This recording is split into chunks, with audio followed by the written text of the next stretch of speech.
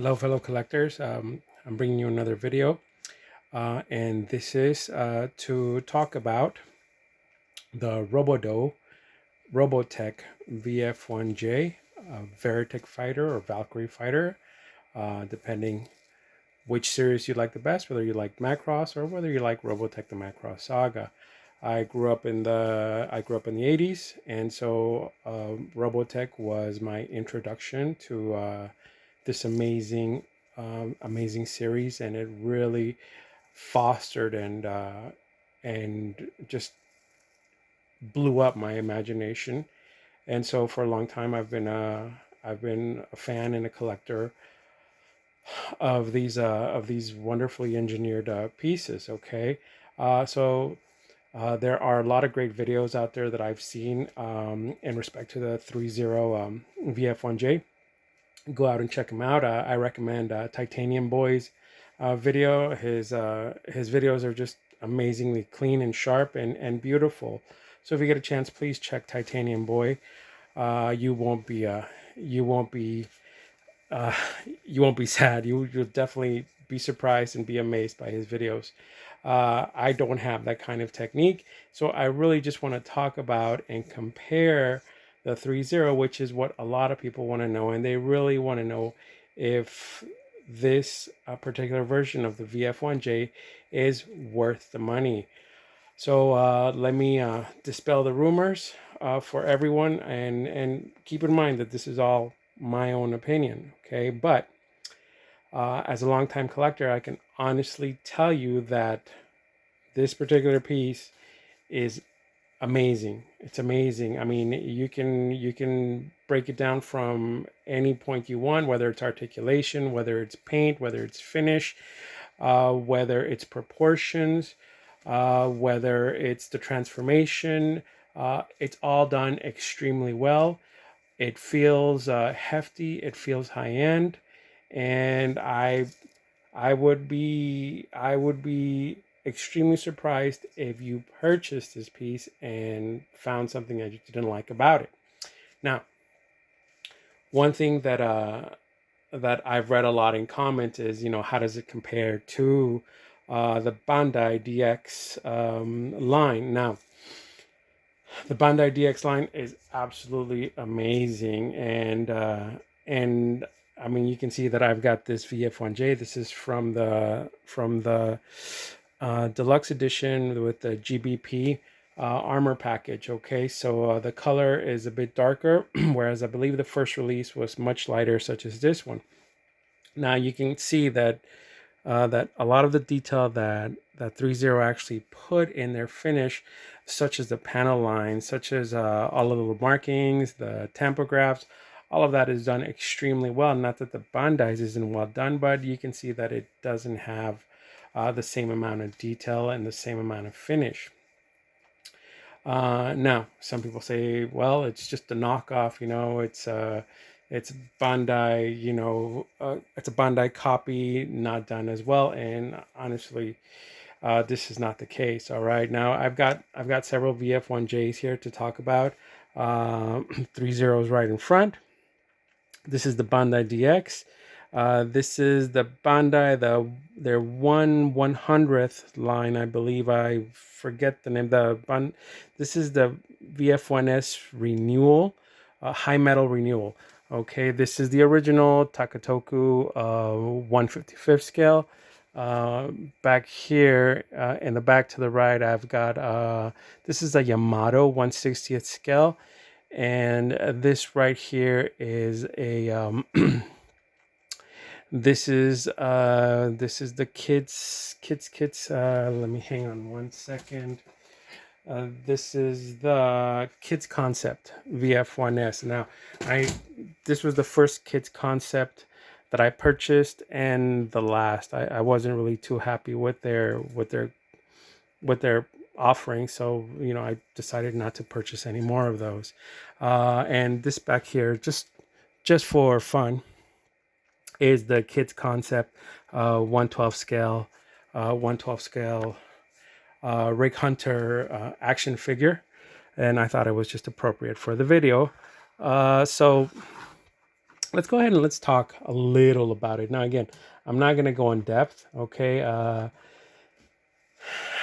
I mean, one thing that we have to understand is that, in toys, such as in anything else, when it comes to engineering and marketing, you can see that, something is going to actually inform the next product that comes up. Okay, so if we look at the original 155 Takatoku, obviously it was going to inform, companies such as Yamato or Arcadia. Now it was going to inform companies such as Bandai, and what to do, and they're not really breaking the mold here.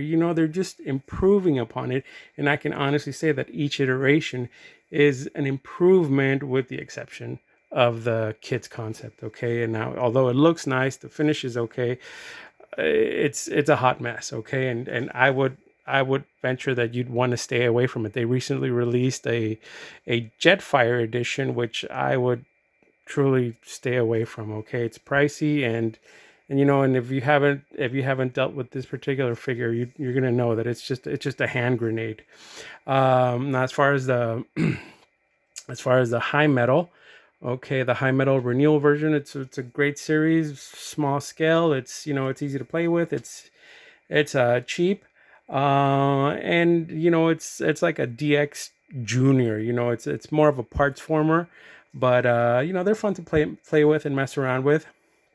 The Bandai DX, it's beautiful. When you have it in hand, it feels amazing, and I'll still continue buying these. Okay, the DX line is probably a line that I'll buy and collect as many as I can get my hands on. Some of them I missed out on the release because they were hard to get, and hopefully I can get some reissues if they ever do reissue them. Okay, I don't want to pay secondhand retail prices because those are crazy, but I'm patient. Now, if you want to start collecting any of these Macross Valkyrie fighters, you can't go wrong starting with the 3-0. It's simply great. Okay, I mean, you're not gonna miss out on any of the details that are going on in these other iterations. Okay, you're going to enjoy it. The proportions are beautiful. The transformation is great.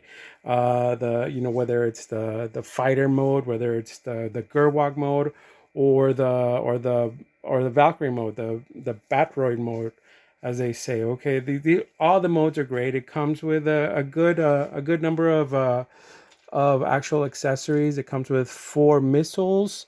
It comes with let me see, it's one, two, 4 sets of hands with your gun pod. It comes with the strap for the gun pod. Sorry, it's not focusing there. There it is. Okay, and then you can just apply that into there. It comes with a stand. Okay, this is the stand for the Batroid mode, and it also comes with an adapter if you want to put it in your fighter mode, okay, or Gerwalk mode. And now I'm not gonna look at the packaging, and I'm not gonna give you an in-depth visual review of this. Go ahead and look at those better YouTube creators with much better technique, and honestly, their videos are great, but but I really do want to address the question of whether it's worth it. And to me, it's absolutely worth it. You're gonna love this piece. You can't go wrong in getting it. Okay. As far as the price was around 150 plus shipping, which wasn't too bad. I ordered direct from Threezero, and I also pre-ordered their upcoming VF-1S release. And I'm sure eventually they're gonna do, just like Bandai, they're gonna do the armored release with the GBP armor, or maybe with the Super Valkyrie. So I'll be purchasing those as well. I'm genuinely, just surprised, and in the most positive way with Threezero's product, and I think you would be remiss to miss out on it if you can't get your hands on this, and if you're a serious collector of Macross or these types of mecha. So, you know, that's all I really have to say. Let me go ahead and just compare it. Okay, so here we have the Threezero. I tried to put him in that iconic intro pose at the end of it, and let me see if I can get a little close up of him. There we go. All right, and we'll focus. Now again, everything looks great. You can't go wrong. Okay. Now let's go ahead and go back and let's look at some of the other pieces that people want to compare to. Let me put this guy right here on the side, and let's bring the Bandai DX towards the middle. Okay. Let me move. I'm sorry. Let me move this kid's concept here. I don't want everything to topple over. Okay.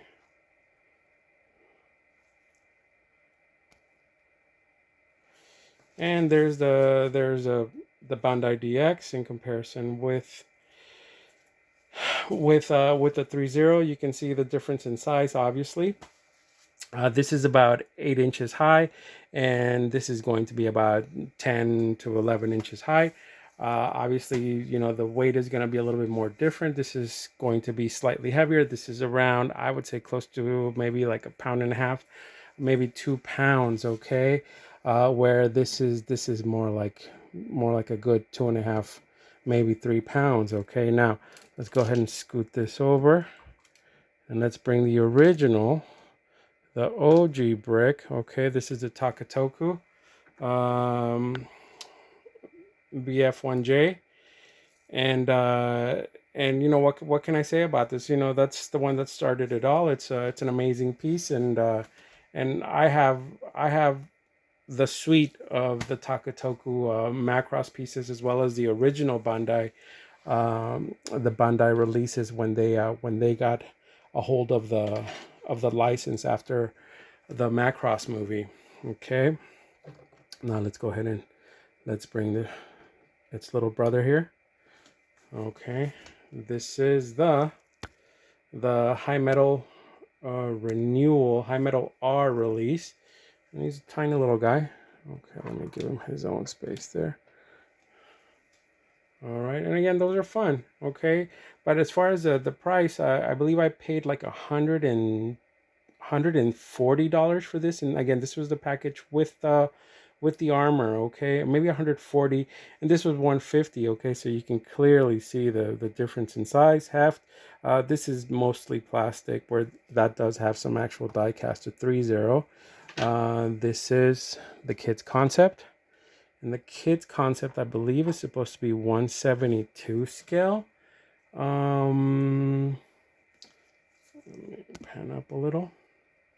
It's about 1/72 scale, and you know, and granted, the finish is really nice.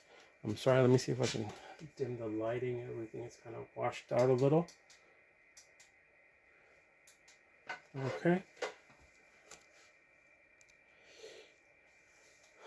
so you know, again, these look really nice, these kids concept, but once you have it in hand, these things are just waiting to break. The plastic that they use is extremely brittle, so you have to handle with care. You know, I mean, and you should handle with care. These are all, you know, collectibles, not meant for rough play. So definitely handle with care.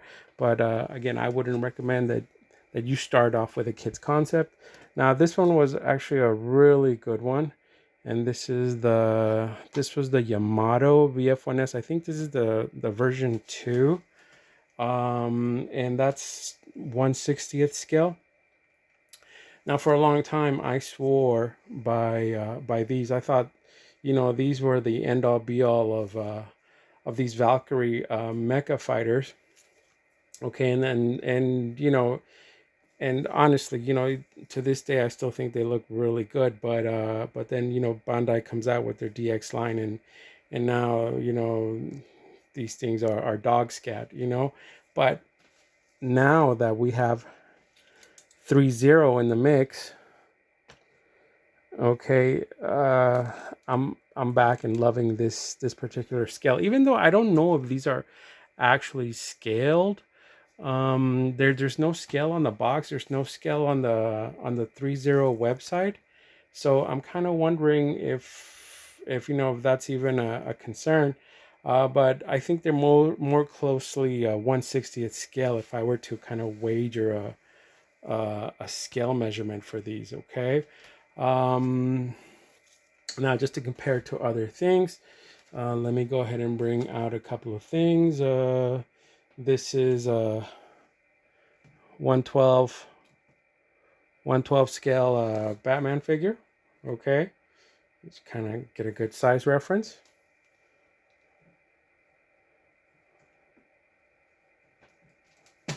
All right, this is I believe this is a 1/400th scale little Gundam.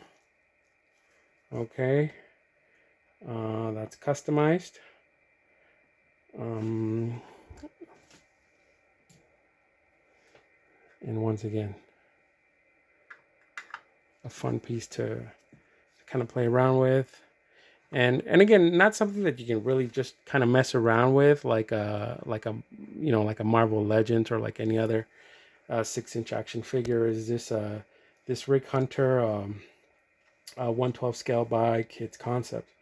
They were pricey, and you know, and they come with a lot of goodies to play with and pose with, but you know, you can't really mess around with them too much. Okay. In conclusion, what can I tell you guys? All right, that I haven't said. You know, since the beginning, I'm absolutely in love with this Threezero offering, and I think you'll be elated with them as well. Okay, so go out, you know, purchase yourself one if you can get a good deal on it right now. They might even be on sale right now if anybody still has them in stock. I I'd be wanting to buy one more so I can keep sealed, maybe for future trade just in case. So happy collecting, everyone. Thanks for listening, and if you have any questions, post it in the comments, and I usually try to reply as quickly as I can. Okay. Thank you for watching, and once again, happy collecting. Bye bye now.